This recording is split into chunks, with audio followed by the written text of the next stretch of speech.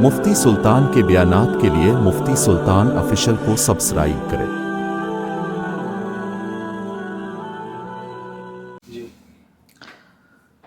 السلام علیکم ورحمۃ اللہ وبرکاتہ۔ بسم اللہ الرحمن الرحیم۔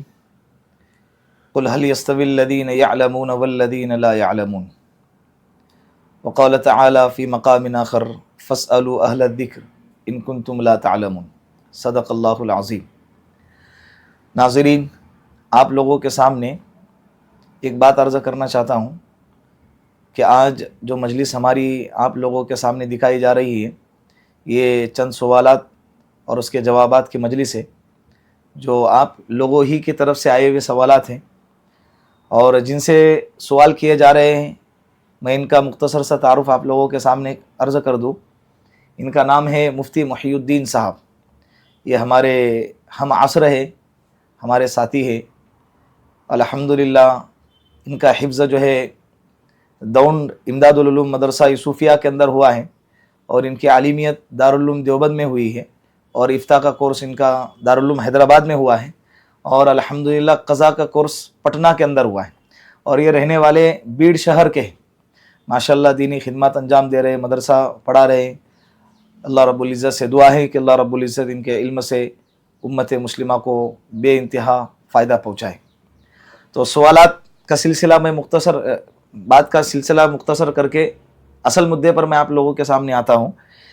جس طرح سے ہم نے یہ سلسلہ شروع کیا ہے، آپ دعا کیجئے کہ انشاءاللہ یہ سلسلہ تادیر باقی رہے، قائم دائم رہے، اور جو سوالات آپ لوگوں کے سامنے آئے اس کو آپ دوسروں تک بھی پہنچائے، خود بھی اس پر عمل کریں۔ ایسا ہے اللہ کے رسول صلی اللہ قرآن کریم میں ہے کہ اللہ رب العزت فرماتے ہیں فَاسْأَلُوا أَهْلَ الذِّكْرِ إِن كُنتُمْ لَا تَعْلَمُونَ۔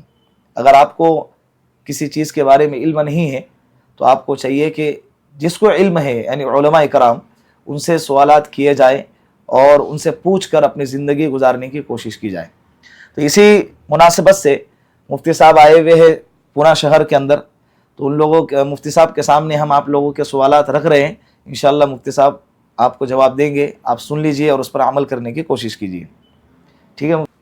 بھائی نے پوچھا ہے، یہ جو خواجہ سرائے آتے ہیں نا جی، کنر سماج کا ایک حصہ ہے، تو ان کے متعلق سوال ہے۔ سوالات کے اجزاء الگ الگ ہیں کہ جو خواجہ سرائے، جو کنر لوگ ہیں، ان لوگوں کا آخرت میں جنڈر کیا ہوگا۔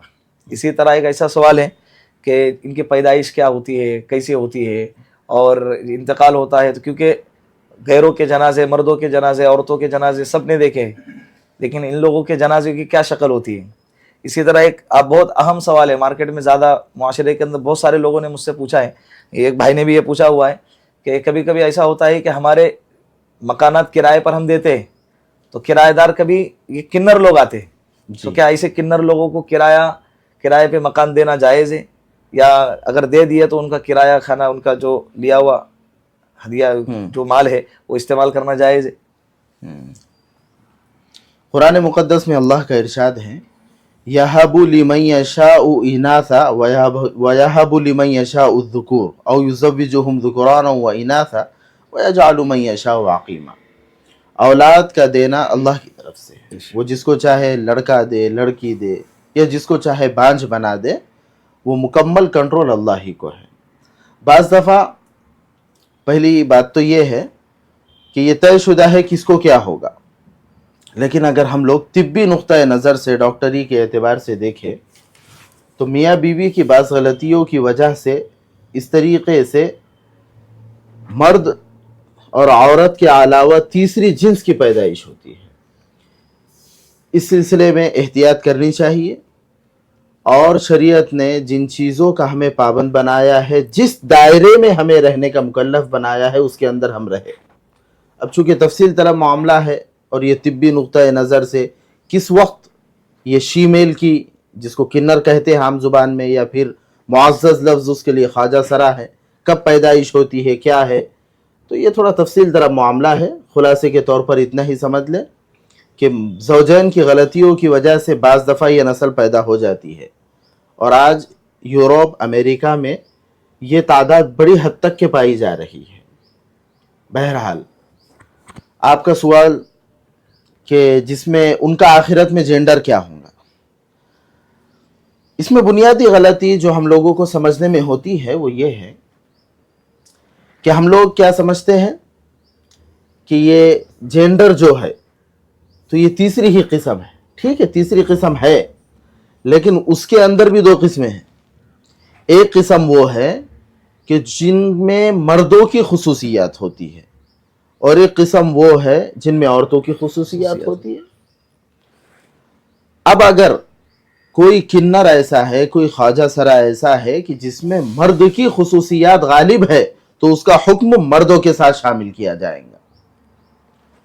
اور اگر کوئی خواجہ سرا ایسا ہے کہ جس میں عورتوں کی خصوصیات غالب ہے تو اس کا حکم عورتوں کے ساتھ جوڑا جائے گا.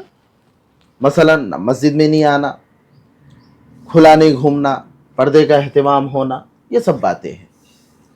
تو اس کو سمجھیے. اور آخرت، اچھا اس میں ایک تیسری قسم بھی ہوتی ہے کہ مرد اور عورت کا جو کچھ بھی معاملہ ہے، جو ان کی خصوصیات ہے، اس میں برابر کی شریک ہے. اس کو عربی زبان میں خنثی مشکل کہتے ہیں. بہرحال فقہا نے اس سلسلے میں تفصیلات کے ساتھ کتابوں میں لکھا ہے، اور ان کے احکامات کیا ہے وہ بھی لکھا ہوا ہے. یہاں تک کہ میراث کے باب میں بھی ان کے لیے باضابطہ سراجی وغیرہ کتاب، جو میراث کی کتابیں ہیں اس میں احکامات لکھے ہوئے ہیں. آخرت میں ان کا جینڈر کیا ہوگا؟ جیسے میں نے شروع میں عرض کیا کہ جو خواجہ سرا مردوں کی خصوصیات والا ہے اس کا حشر مردوں کے ساتھ ہوگا، جو عورتوں کی خصوصیات والا ہے اس کا حشر عورتوں کے ساتھ ہوگا. اور جس میں دونوں کی خصوصیات برابر کی پائی جا رہی ہے، کتاب و سنت میں اس کے متعلق کوئی واضح طور پر حکم لکھا ہوا نہیں ہے. اور ظاہر سی بات ہے، یہ بات تو تفصیلی ہو گئی. اس کا مختصر جواب یہ ہے کہ چونکہ یہ معاملہ کوئی ایسا شرعی معاملہ نہیں ہے کہ جس کی وجہ سے، جس کے جاننے کی وجہ سے یا جس کے نہ جاننے کی وجہ سے ہمارا کوئی عمل رکا ہوا ہو. بہرحال جس نے بھی پوچھا، تلاش جستجو اچھی رہی ان کی، لیکن خلاصہ یہ ہے کہ جس خواجہ سرا میں جس جنس کی خصوصیات غالب ہوں گی اسی کے مطابق اس کا فیصلہ کر دیا جائے گا. جیسے آپ نے کہا کہ اگر مرد کی صفت اگر اس میں زیادہ ہے تو وراثت کے معاملے کے اندر اس کو ڈبل حصہ ملے گا. جی. اور اگر عورت کی خصوصیت زیادہ ہے تو وراثت کے معاملے میں اس کو سنگل ملے گا. ایسے دنیاوی اعتبار سے بھی ہوں گا جنازہ کا. جی. اور اسی سوال کا ایک جزو، کیا ان کو مکان کرائے پر دیا جا سکتا ہے؟ اس کا جواب یہ ہے کہ اگر ان کی وجہ سے سوسائٹی میں، معاشرے میں، گلی محلے میں بے حیائی نہ پھیلے تو بالکل آپ ان کو کرایہ دے سکتے ہیں، کرائے پر مکان دے سکتے، کوئی معاملہ نہیں ہے.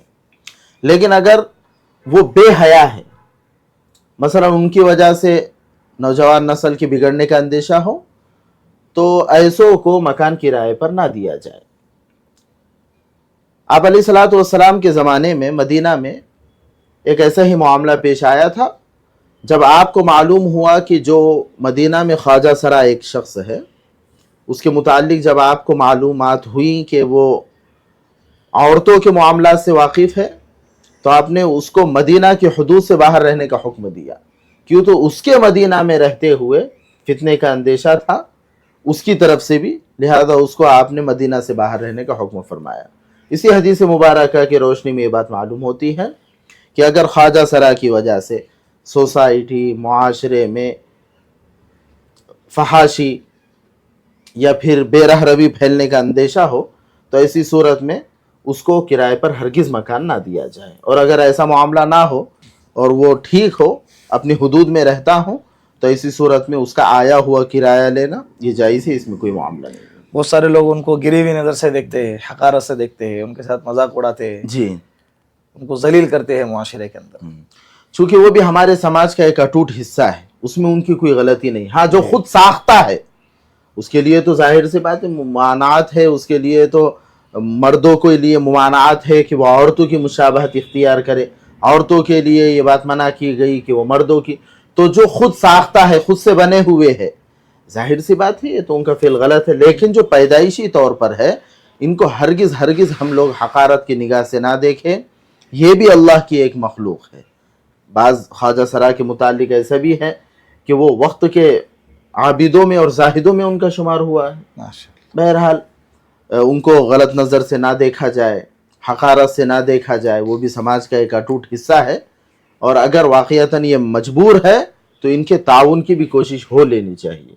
और खुदा ना खासा बिलफर्ज मान लीजिए, अल्लाह ना करे, किसी घर में अगर इस नौइयत का बच्चा पैदा होता है तो माँ बाप भी उसको हरगिज़ मनहूस ना समझे, बल्कि आम बच्चों की तरह उसकी मुकम्मल तौर पर परवरिश करे और उसकी परवरिश के अंदर ज़र्रा बराबर भी कमी कोताही से काम ना ले। से हॉस्पिटल के अंदर भी ऑपरेशन वगैरह करा के बाकायदा जीन्स तब्दील करते हैं बहुत सारे लोग, अपने जैसे खुद साख्ता कहा ना, हाँ ट्रांसजेंडर। माशाअल्लाह, जज़ाकुमुल्लाह वल अहसनुल जज़ा फिद दुनिया वल आखिरह। मुफ्ती साहब अल्लाह आपको जज़ाए खैर अता फरमाए। आपने तमाम सवालों के जवाबात तशफ़ी बख्श और शरह सदर के साथ दिए, अल्हम्दुलिल्लाह। अल्लाह आपके इल्म में, अमल में बरकत अता फरमाए। लिहाजा नाज़रीन, जो है ये जो सिलसिला है इंशाअल्लाह आप दुआ करें कि अल्लाह देर तक और दूर तक कायम दायम रखे। और आप हज़रात को भी अगर कोई सवाल करना है तो स्क्रीन पे एक नंबर चलाया जा रहा है, इस नंबर को नोट कर लीजिए और इस नंबर पे व्हाट्सएप के ज़रिए से मैसेज करके आप अपने सवालात को हम तक पहुंचा सकते हैं। फ़ोन लगाने की कोशिश ना कीजिए, इस नंबर पे सिर्फ मैसेज कीजिए और इंशाअल्लाह हम कोशिश करेंगे आपके सवालों को कुरान और हदीस के और शरीयत के रोशनी में आप तक जवाब पहुंचाया जाए और आपको जवाब देने की कोशिश करेंगे इंशाअल्लाह। आप भी हमारे लिए दुआ कीजिए, अल्लाह हमारी मेहनतों को कबूल फरमाए और अल्लाह हमको भी अमल वाला इल्म अता फरमाए। अस्सलामु अलैकुम व रहमतुल्लाहि व बरकातुहू। वालेकुम सलाम। क्या सवाल?